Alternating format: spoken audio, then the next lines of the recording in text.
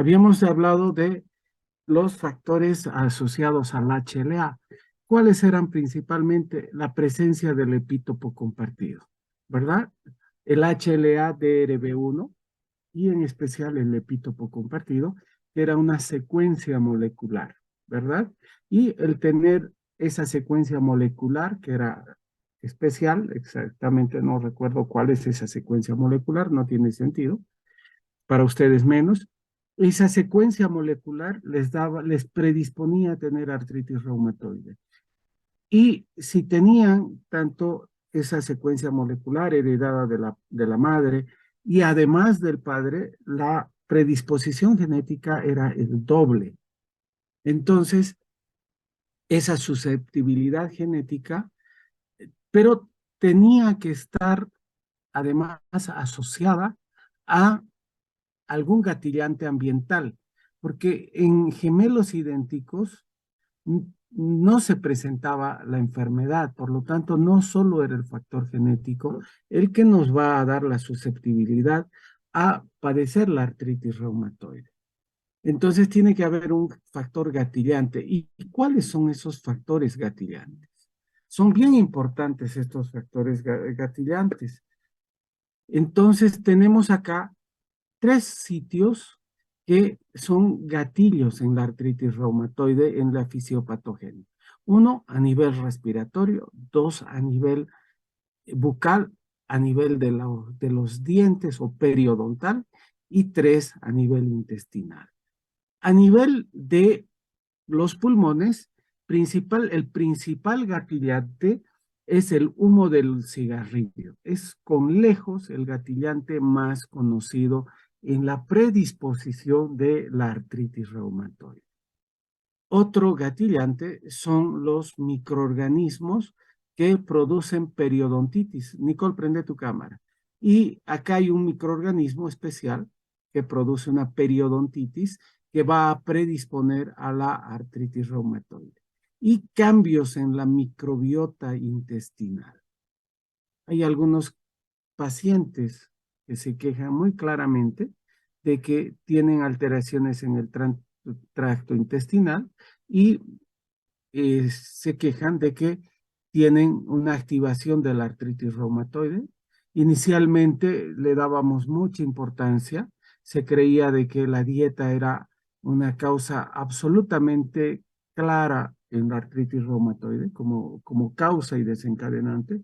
Luego se vio de que no tenía una importancia relevante, se quitó como causa, pero actualmente ha vuelto a tener una relevancia importante como gatillo y como factor agravante de la artritis, pero ya no en forma muy desordenada, sino es la microbiota y cambios en la microbiota en algunos pacientes los que van a ser los gatillantes. Ahora, ¿qué es lo que pasa? Vamos a hablar principalmente en relación a los gatillantes respiratorios, que son los más conocidos, y en especial a lo que es el humo del cigarrillo. Por lo tanto, una persona con una susceptibilidad genética, en presencia en especial del epítopo compartido, peor todavía si es en doble dosis, en doble herencia, tanto del padre y de la madre, el hecho de fumar cigarrillo durante mucho tiempo o el estar predispuesto al sílice, el ser minero, va a ir produciendo cambios genéticos. ¿Qué cambios genéticos? Activación de este péptido, ya, este péptido, ya, que va a activar o va a cambiar, va a mutar a la arginina, este péptido arginina deaminasa, fíjense, esta enzima va a ir actuando sobre la arginina va a ser fagocitada o va a cambiar acá dentro de ciertas células y esta arginina va a sufrir una mutación y se va a producir una citrulinación de las proteínas. ¿Qué proteínas? Todas estas que tienen acá, ya como el colágeno, la elastasa, etcétera, etcétera.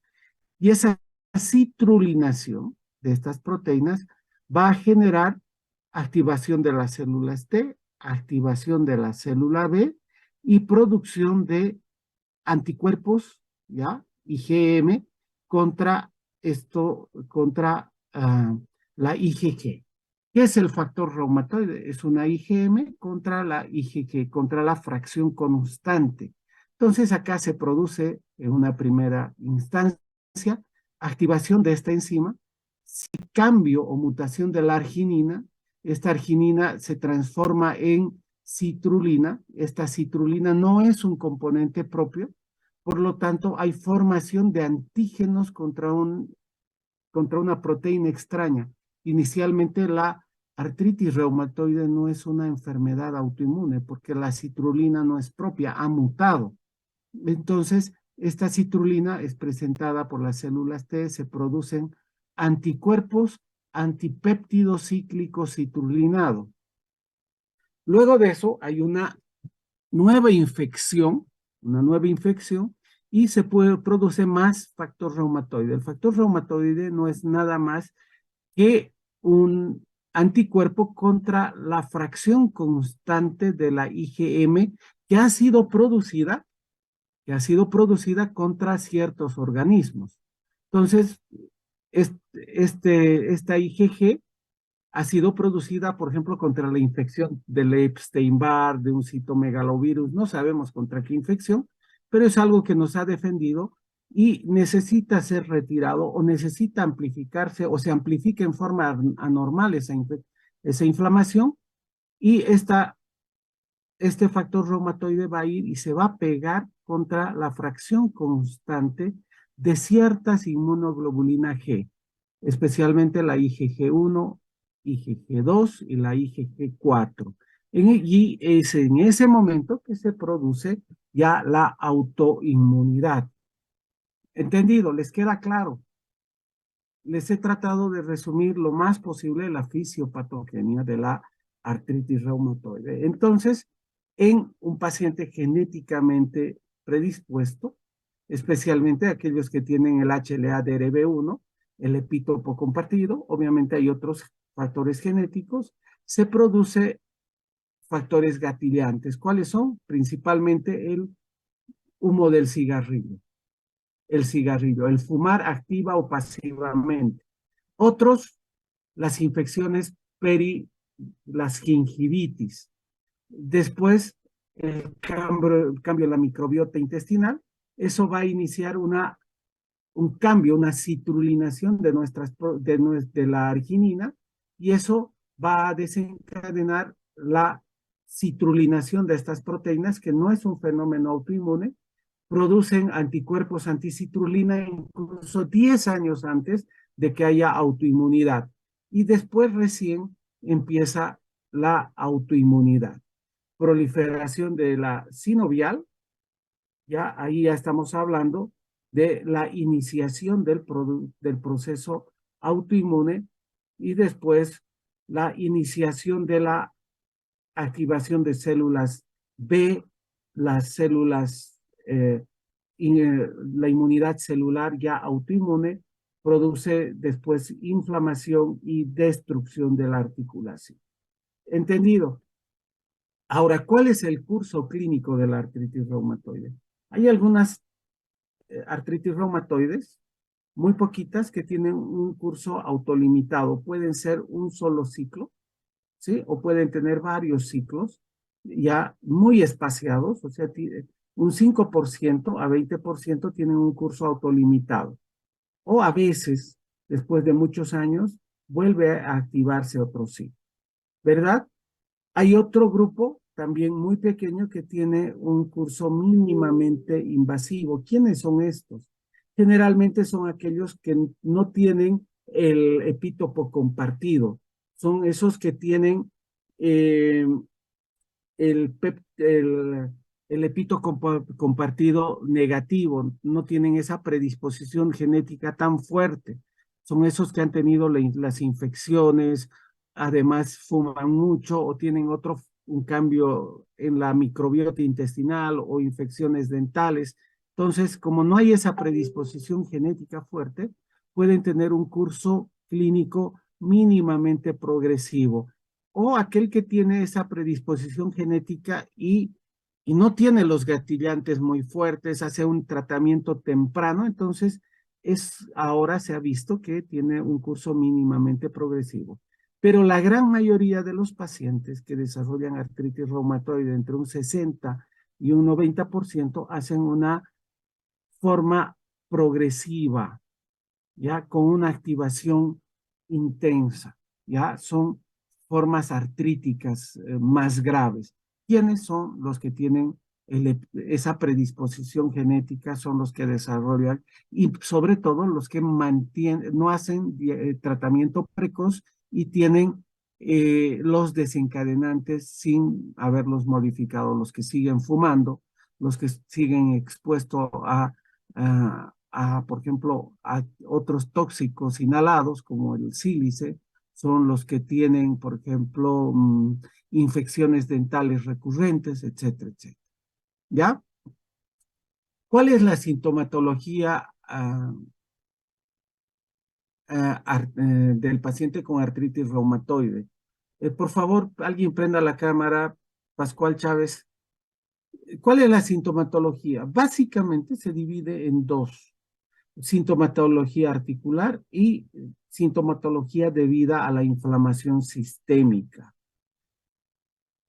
¿Cuál es la sintomatología por inflamación sistémica? El paciente va a tener mucha fatiga. La fatiga es el agotamiento físico sin realizar ejercicio físico. O sea, es el agotamiento sin actividad física. Esa es la fatiga. Produce anemia de enfermedad crónica por producción de citoquinas proinflamatorias, anemia crónica, normocítica, normocrómica o anemia microcítica hipocrómica, también por proceso inflamatorio crónico. ¿Ya? La anemia microcítica hipocrómica no solo es por pérdida de sangre. ¿Ya? Por favor, prenda alguien la cámara. Y también a la larga, ya Nicole, y también se va a producir por el proceso inflamatorio crónico, enfermedad cardiovascular. La enfermedad, por ejemplo, la enfermedad cardiovascular ya se sabe que no es solo por el aumento del colesterol, se sabe que es también por un proceso inflamatorio sistémico, al igual que la osteoporosis, ¿verdad? Ahora vamos a hablar de todos estos procesos cuando hablemos de la repercusión de las enfermedades reumatológicas a nivel sistémico. Ahora, ¿cuál es la clínica de la inflamación articular? ¿Cuál es la característica?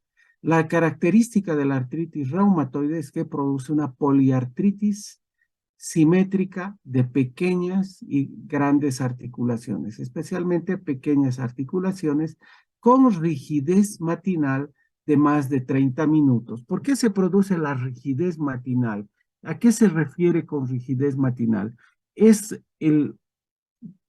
la molestia, esa sensación de agarrotamiento que tiene el paciente al despertar en la mañana. ¿Por qué se produce esta rigidez matinal? Antes, los expertos creían de que la rigidez matinal en las articulaciones que se presentaba porque el líquido sinovial en la noche permanecía sin movimiento, la articulación estaba sin movimiento y por lo tanto, al ser el líquido sinovial un gel, eso se gelificaba, entre comillas. Pero ahora se sabe de que la rigidez matinal es debido a la presencia del ciclo circadiano de la inflamación y el proceso inflamatorio es mucho mayor en la noche. Durante la noche, entonces el ciclo inflamatorio es mayor por disminución del cortisol endógeno. Es por eso que el paciente se infarta más en la noche, casi antes del inicio del ciclo circadiano del cortisol. ¿Entendido? Igual que el accidente vascular encefálico, el paciente está durmiendo y se levanta, despierta por accidente vascular encefálico o por el infarto. ¿Ya? Este es el compromiso poliarticular simétrico. Estas son las articulaciones comprometidas a nivel de la sinovial, hay una proliferación. Fíjense, esta sinovial es delgadita, prácticamente como una tela de cebolla, con una capa de células, mientras en la artritis reumatoide hay un engrosamiento de la sinovial con formación del panus, lo que va a producir daño en el cartílago y una erosión ósea que es muy característica de la artritis reumatoide. Este es el porcentaje de compromiso de las diferentes articulaciones. Fíjense, el 90% compromete las metacarpofalángicas y las interfalángicas proximales. Prácticamente todos los pacientes van a tener compromiso de manos, simétrico. El carpo también es otra articulación muy comprometida, 80%. Y no se olviden de que el inicio monoarticular es muy poco probable, mucho menos frecuente, pero el 60% de los pacientes que tienen inicio monoarticular es a nivel de la rodilla. Pero la vez que hay un inicio monoarticular de una artritis, no hay que pensar primero en artritis reumatoide. ¿En qué hay que pensar? En una monoartritis aguda de rodilla. Primero, monoartritis aguda, artritis por cristales o artritis séptica por bacterias, ¿verdad? Estafilococo, estreptococo. Y en nuestro medio, una monoartritis crónica de rodilla o de cualquier articulación, monoartritis crónica, principalmente de rodilla, tuberculosis y brucelosis. ¿Entendido? ¿Les queda claro? Una de las características de la artritis reumatoide es el compromiso de la primera articulación cervical de la columna. Es la única articulación a nivel de columna que compromete la artritis reumatoide, es la única. Y fíjense esta luxación que produce con compromiso de la médula. Entonces es un paciente en el que hay que tener cuidado. Cuando hay muchos años de artritis reumatoide, estos pacientes, al ser intubados o al tener un accidente de tránsito con latigazo, van a quedar con sección de la médula. Fíjense acá la médula, muchachos. Acá está siendo comprimida, por lo tanto, este paciente no va a tener dolor de manos por artritis, va a tener dolor en manos como electricidad. Uno le hace extender y flexionar el cuello y el paciente se va a quejar de parestesia de manos, de dolor neuropático, de sensación de corriente, de electricidad de las manos. ¿Entendido? Es como cuando uno se golpea el codo, esa sensación de corriente y de dolor. También va a tener una manifestación, dentro de las manifestaciones extraarticulares de la artritis reumatoide, algo frecuente es el síndrome del túnel del carpo. A veces empieza así la artritis reumatoide. Es por compresión del nervio mediano. Hay dolor de la mano tipo neuropático. El paciente se queja de adormecimiento de la mano. ¿Por qué se produce? Por inflamación de la muñeca. O sea, hay artritis en esta zona de la muñeca, hay compresión a nivel del túnel del carpo y por lo tanto la mayor molestia no va a ser tanto por la artritis, sino por la compresión de este nervio y por lo tanto va a haber adormecimiento de mano. Entonces, en todo paciente con túnel del carpo bilateral hay que descartar artritis reumatoide temprana. Otra manifestación y una señal de gravedad es el nódulo reumatoide. Fíjense, estos son nódulos reumatoides. Acá también hay un nódulo reumatoide. Los que hacen práctica conmigo, les he mostrado en los pacientes los nódulos reumatoides. Un 30 a 40% de los pacientes tienen nódulos reumatoides. Y estos nódulos reumatoides son señal o son una manifestación de gravedad de la artritis reumatoide. No se olviden de eso, ¿ya? Y otra manifestación son los nódulos reumatoides en pulmón. O, miren, acá tenemos otros nódulos reumatoides o síndrome de Kaplan. Son nódulos reumatoides, pueden ser múltiples o pueden ser únicos. A veces son diagnosticados como neoplasias y algunos oncólogos hacen quimioterapia incluso sin biopsia.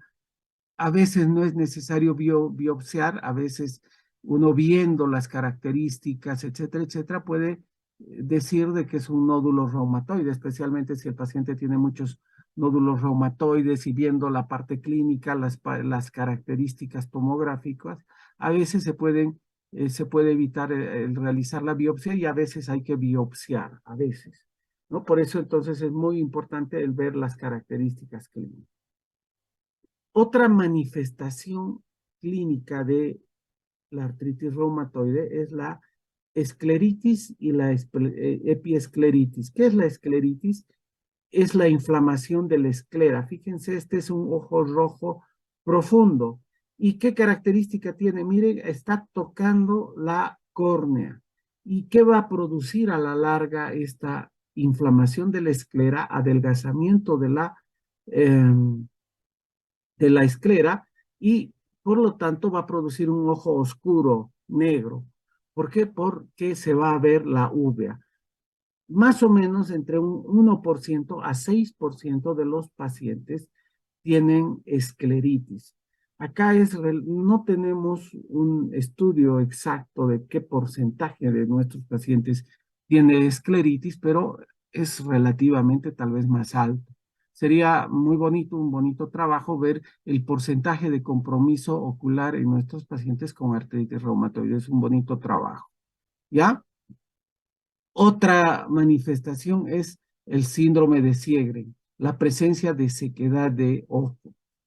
Miren, acá está con, ¿qué se llama? Debe estar acá el paciente con varias manifestaciones de úlceras, acá úlceras corneales, por eso fíjense este punteado a nivel de la córnea, y acá el contraste se está pegando en la esclera por la sequedad, ¿verdad? Otra manifestación es la vasculitis. Estas son lesiones vasculíticas en las manos y en los miembros inferiores, en las manos, a veces se presentan, como hemos visto en prácticas, las úlceras por vasculitis reumatoide. Un 2-5% se pueden presentar y es una manifestación de gravedad. Son úlceras en saca-bocado, son úlceras redondas, bien delimitadas, ¿verdad?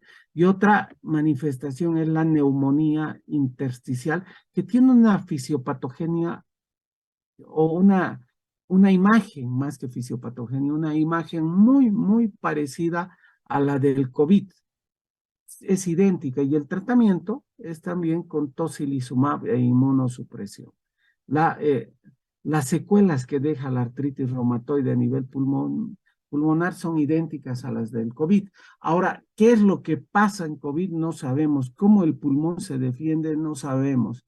¿Qué pasa con el fibroblasto? No sabemos. Uno ve en COVID unos pulmones desastrosos, así como estos, pero el organismo, después de unos meses, vemos que el pulmón recupera en un 90%, a veces en un porcentaje altísimo, un 90%, se ha borrado, mientras que en artritis reumatoide, en síndrome de Sjögren, en esclerosis sistémica, esta neumonitis intersticial, si uno no hace tratamiento inmunosupresor con ciclofosfamida, micofenolato, rituximab, con tocilizumab, este compromiso es irreversible. Fíjense, este es una neumonitis intersticial.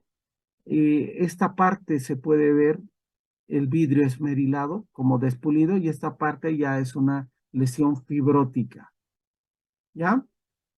Estos son los criterios de clasificación, no son diagnósticos de la artritis reumatoide y fíjense, eran rigidez matinal, una poliartritis simétrica de pequeñas y grandes articulaciones, estaban los nódulos reumatoides, las erosiones radiológicas, etcétera, etcétera. Estos eran los criterios del 1988.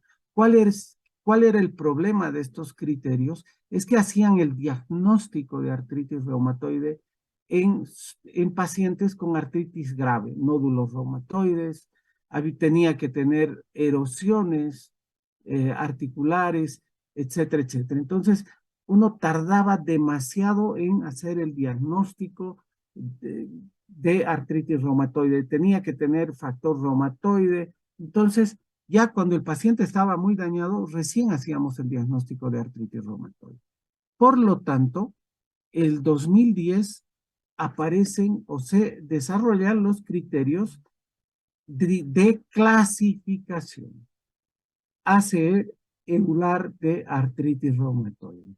¿Qué significa? Que pueden haber pacientes que no cumplen los criterios de clasificación y tienen artritis reumatoide. Y hay pacientes que pueden tener más de 6 de puntaje, de 6 del 1 al 10, y, por ejemplo, pasan de 6 y no son artritis reumatoide. Estos son criterios de clasificación, no son criterios diagnósticos.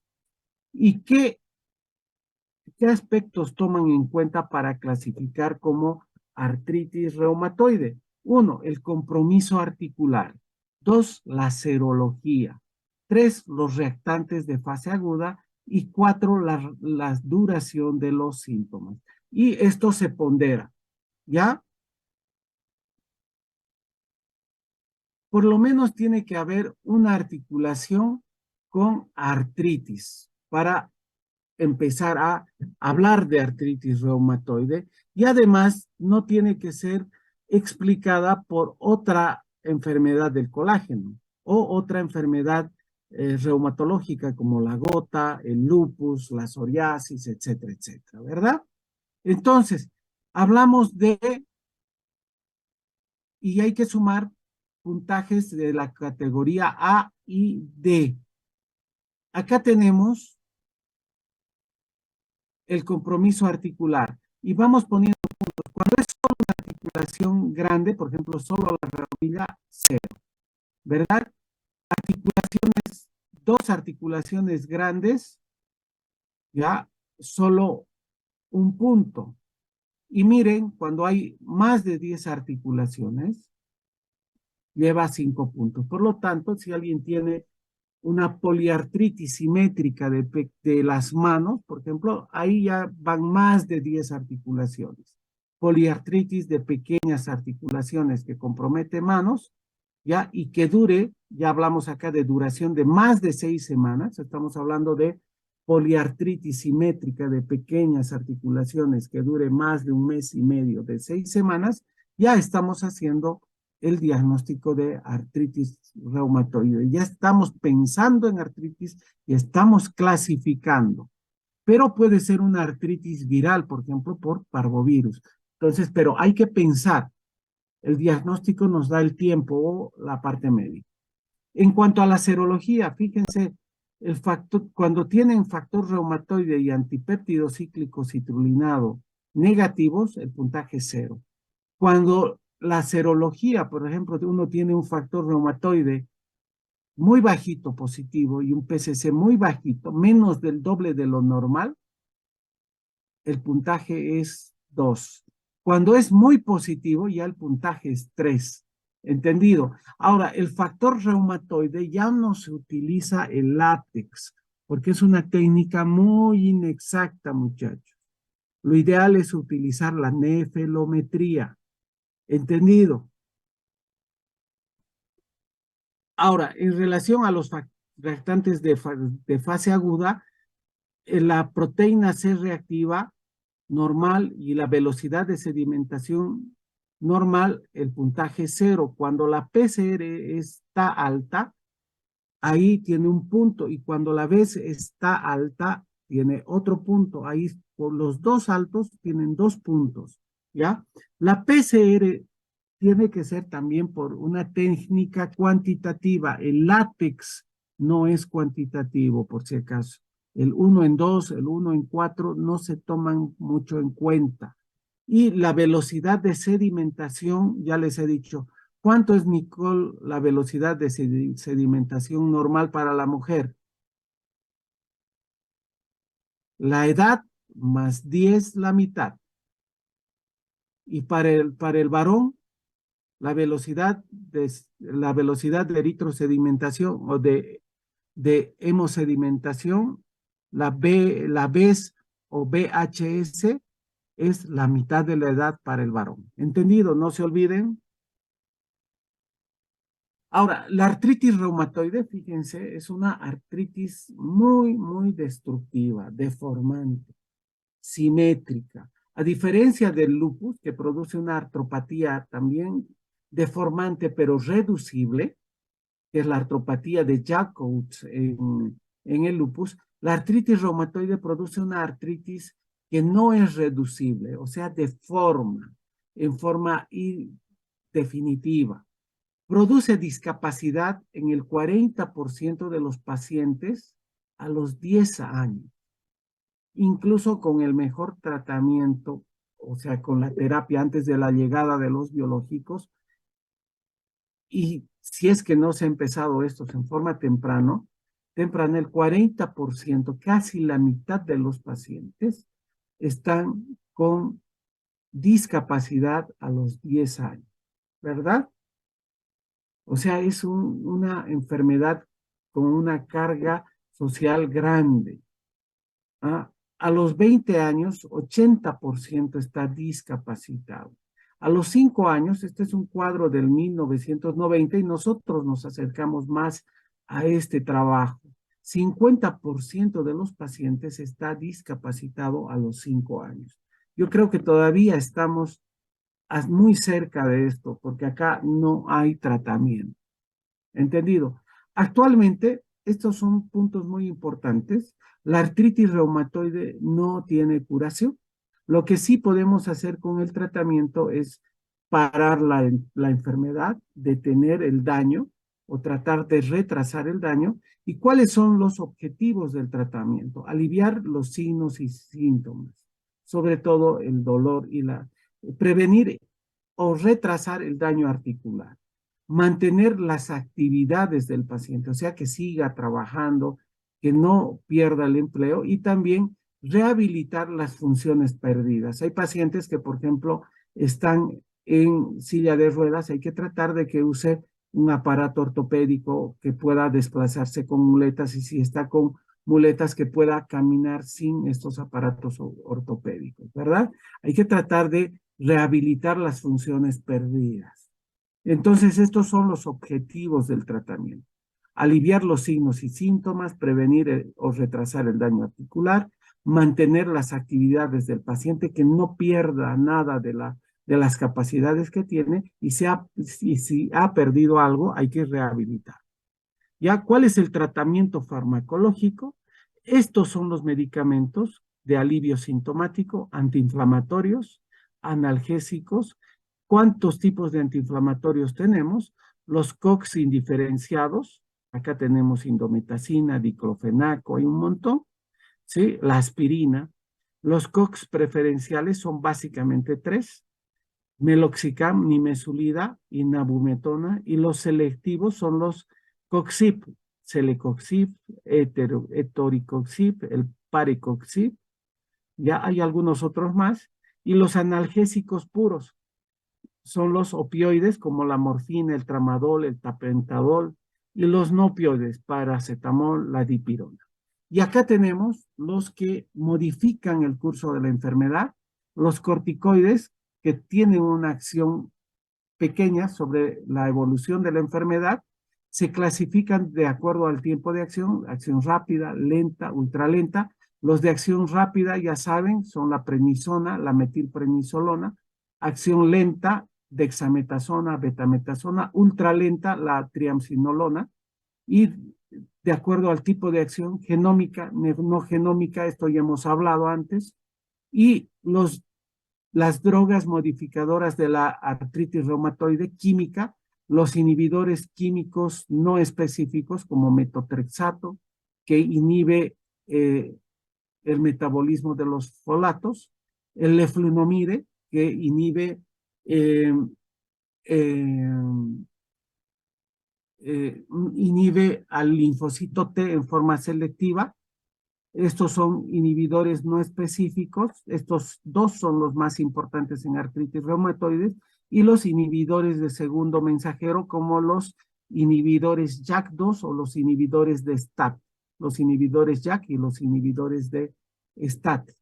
Ya les he explicado también en la anterior, o cuando hablábamos de inmunología, ¿verdad? Y las drogas biológicas también les he explicado a detalle. Los anticuerpos monoclonales, los que terminan en MAP, que son monoclonal antibodies, los humanizados, los quiméricos, los que terminan en, ¿por qué tienen el nombre, el prefijo tu? Porque son TUMAP o IXIMAP, los que terminan en LIMAP, porque actúan sobre el sistema inmunitario, etcétera, etcétera. Y los receptores solubles que terminan en CEP, como abataCEP, etanerCEP, etcétera, etcétera. Ahí terminamos entonces, muchachos. Hemos terminado artritis reumatoide.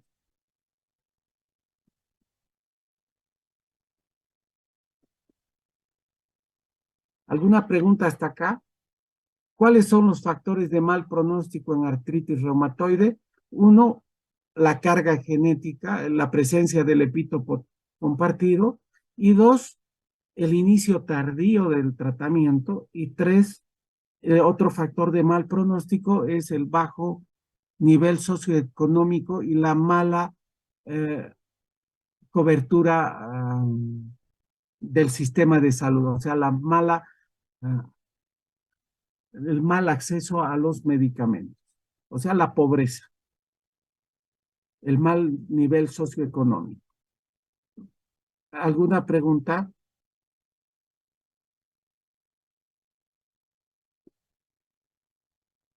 Acá hemos terminado, muchachos.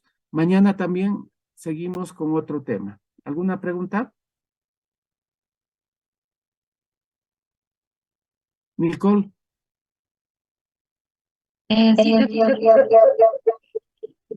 preguntan en el chat. perdón. Están por ahí preguntando en el chat. Ya, para mañana alguna pregunta antes de empezar. Mañana continuamos con el tema, hablamos o con otro tema, seguimos con vasculitis, posteriormente hacemos dermatomiositis, polimiositis. Muchachos, vamos a hacer, yo creo, el sábado más.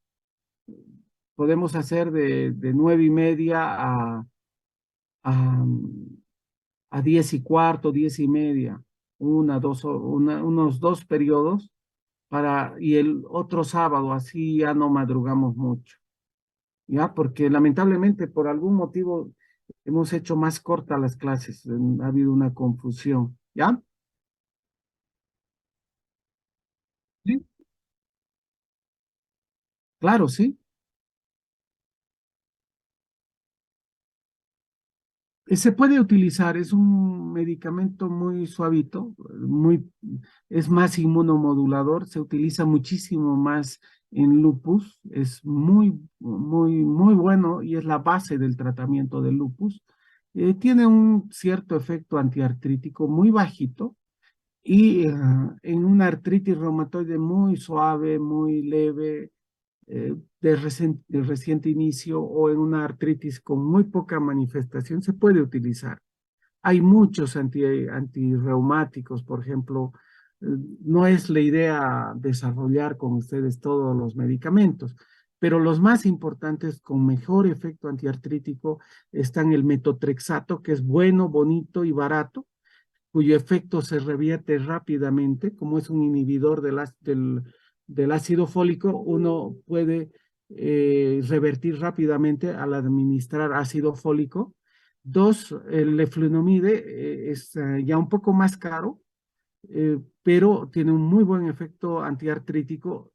No se revierte fácilmente su efecto, se necesita un quelante de este medicamento que tiene mucha circulación enterohepática. Está, por ejemplo, en personas que buscan embarazo, se puede dar la sulfasalacina, que tiene un efecto antiartrítico no tan espectacular, no muy intenso. Tenemos también la sulfasalacina, se puede dar azatioprina, se puede dar ciclofosfamida en algunos casos especiales, por ejemplo, cuando alguien tiene artritis con una vasculitis reumatoide, se puede dar hidroxicloroquina, se puede dar cualquier antirreumático, ¿no? Cualquier droga modificadora de la enfermedad. En general, como concepto, el micofenolato es, por ejemplo, en caso de neumonitis intersticial en artritis reumatoide, es bueno, pero no es tan buen antiartrítico el micofenolato. O sea, no va muy bien en la artritis, pero va muy bien en la neumonitis intersticial. Eso ya es para especialidad. Ni siquiera todos los especialistas manejan finamente para qué es cada antiartrítico. No todos los médicos especialistas, ¿no? No les estoy hablando de reumatólogos, estoy hablando de médicos internistas también. Eso ya lo hace el especialista, pero como concepto, los más utilizados, metotrexato, leflunomide y también puede ser cualquier otro antiartrítico. ¿Alguna pregunta más?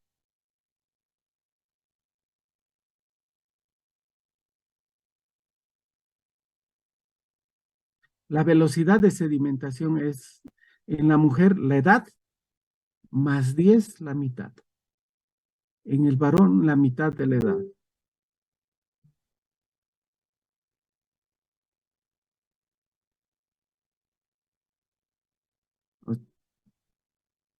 Ya, muchas gracias muchachos, nos vemos mañana de 7 menos cuarto a 7:30, sí, 7 menos cuarto a 7:30, y el día sábado nos ponemos de acuerdo de qué hora a qué hora, pero no va a ser de madrugada, obviamente, puede ser a partir de las 9 hasta las 10:30, puede ser, ¿ya? ¿Ya? Y así la próxima semana hacemos en la semana, podemos hacer sábado más y ya no madrugamos la última semana. Pues nos va a dar tiempo, ¿ya? Listo. Un gusto, muchachos.